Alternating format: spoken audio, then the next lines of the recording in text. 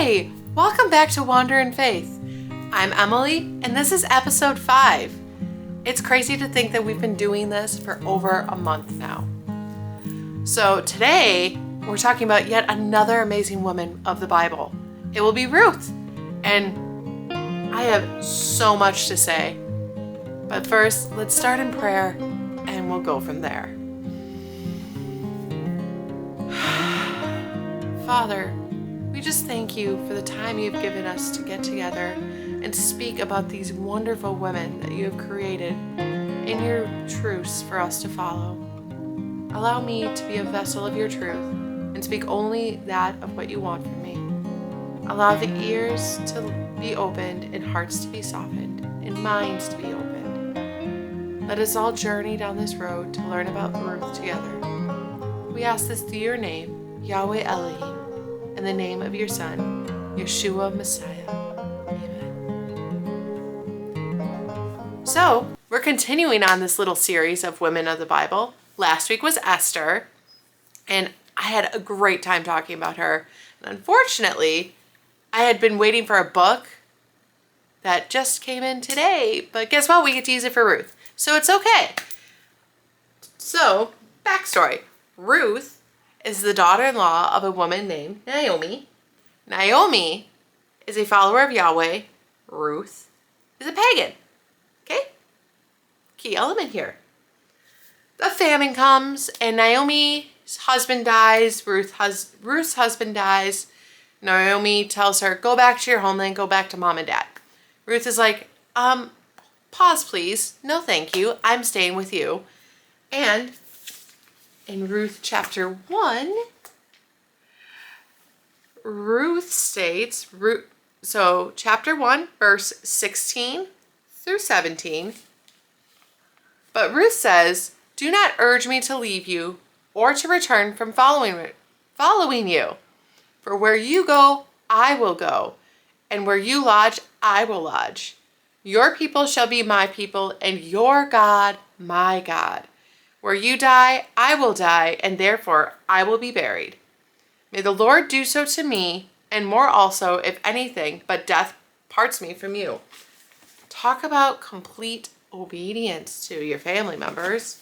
I can only imagine how that one went down. Oh no, I lost my page. It's okay. There it is. That's just absolutely incredible. So Ruth and Naomi, they settle in Bethlehem. I believe we hear that city name a few times in the Bible, do we not? Pretty sure Messiah was born there during a trialing time. But let's not get ahead of ourselves. Let's stick to Ruth today. So Ruth starts working in the fields and meets this rich landowner named Boaz. Or Boaz. I'm sorry, no R. Boaz. Boaz is really charmed by her beauty, but he's more drawn to her work ethic and kindness. But all he ever does was sing her praises. He says her reputation of love, humility, and grace precede her, and he treats her with an extra dose of generosity, even more than the law requires. So basically, if you read the book of Ruth, he tells all his land hands, hey, don't touch her, don't talk to her, don't interact with her in any inappropriate way, etc., etc. Gives her extra water, things like that. And so they get along. He learns that she's a widow. There's a law that is in place that if you're a widow, you need like a family member to either marry you or redeem you. I don't know. It's more complicated than it should be, and it is what it is. So Boaz states that he does want to marry Ruth, and that, it's just got this law involved. So some time passes, and Naomi notices the little romance firing along, so she tests Ruth. She tests her obedience. She instructs her to lay with Boaz and uncover his feet. From what I've understood in my research on this, uncovering his feet and laying with him has a very different meaning than the direct words. basically she wanted her to interact with him more adultly. And, Ruth, being as obedient as she is to Naomi, goes to Boaz, lays at his feet. But then, in Ruth chapter 3, starting at verse 8, it goes like this.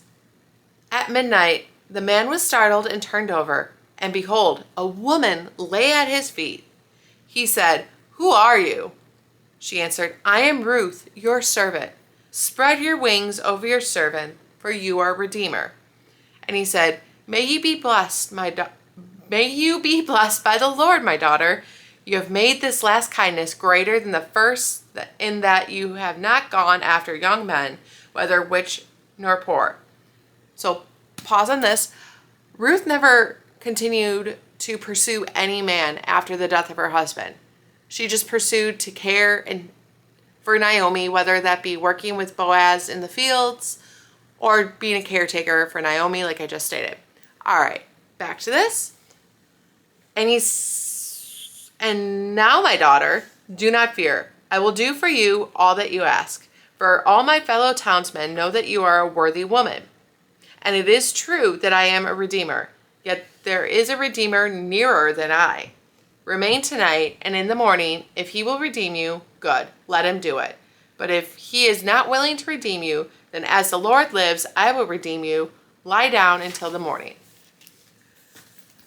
So that's him once again saying, I will marry you, but we have to go based off this law. This law states, like I said, like a family friend needs to come and say, hey, I'm going to marry this woman, blah, blah, blah. Well, in chapter 4, verse 5, then Boaz said, the day you buy the field from the hand of Naomi, you also acquire Ruth the Moab, the widow of the dead, in order to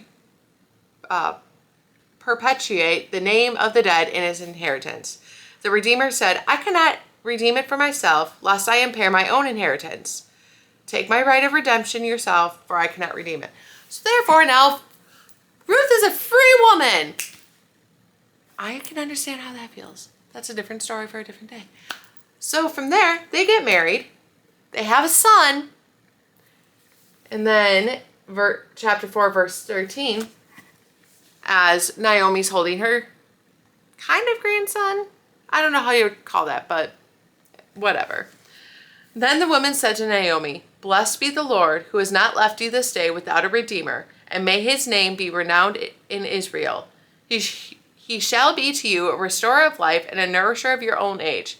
For your daughter-in-law who loves you, who is more to you than 7 sons, has given birth to him. So this writing actually has 2 different meanings. Obviously, it's talking about the birth of this heir that Ruth has, this wonderful son. But I'm sure y'all caught on to the hints, especially when it states, who has not left you this day without a redeemer, may his name be renowned in Israel. He shall be a restorer of life and a nourisher of your own age. Well, they named him Obed, who is the father of Jesse, who is then the father of David. And David is the genealogy of Yeshua. Holy connections. Literally holy connections. So there's that. Oh, there's just so much. I have 4 books here, all opened and highlighted, and I could say on and on and on. So I'm going to kind of wrap this up because I don't want it to be too long. The gist of it is God will use ordinary people to fulfill his perfect will.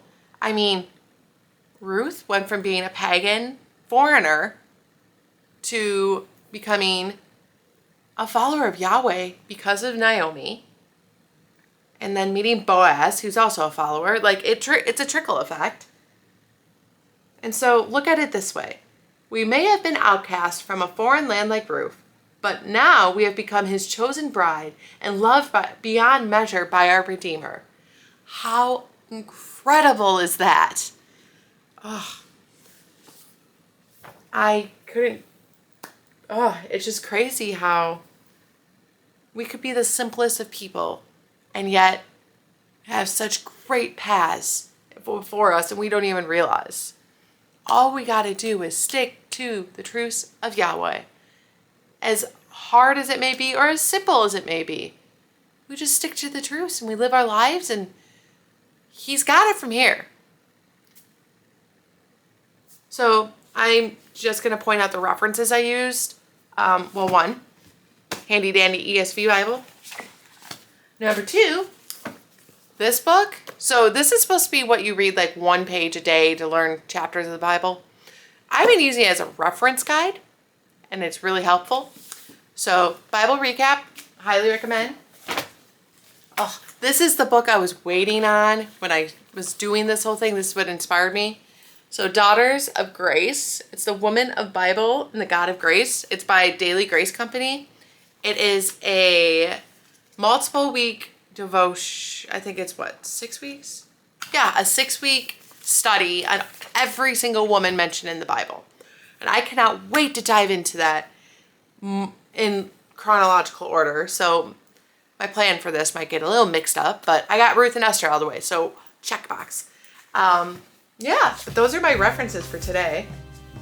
I just want to bring this up because you saw me grab multiple books. As always, thank you so much for tuning in. And I'll be the cliche. Give us a like, hit subscribe, turn on your notifications so that way you can hear or get notified of anytime we have a video up. And Design by Amuna is getting more designs. I just put a few more up. I'm gonna work on a few more tonight. If you have looked at the page, there's kind of been a overhaul in the styling of things. Things now are just making more sense. I was still really new to the program I was using and so. But now, I'm just so excited for everything that I'm getting inspired by. I'm so excited to see when I start wearing it too. I know I'm promoting it and I'm not even wearing it. Oops. It's happening. It's happening. I promise. I've got a few designs in mind that I'm gonna be rocking on this channel. And I also created a design on there if you tune in for my daughter's baptism. My oldest is getting baptized this Sunday, January 14th. She's 7, and I could not be more proud of her for making this decision completely all on her own. So if you could send a prayer up for her that she continues on this path of growth and desire and fire for Yahweh, I would truly, truly appreciate that. Not just as a mom, but as a fellow follower. It's an incredible, incredible decision to make, and making it so young is just, it's amazing. So that being said, I hope you enjoyed this a little bit shorter of a video. And next week, I guess we'll just be surprised which women I choose. Have a great night. Be blessed. Stay faithful. Dive in. The Bible has so many amazing stories in it. And then, like I said, I recommend Daily Grace and Bible Recap. Oh, there's so many references I could give. Anyways, have a great night. You are loved.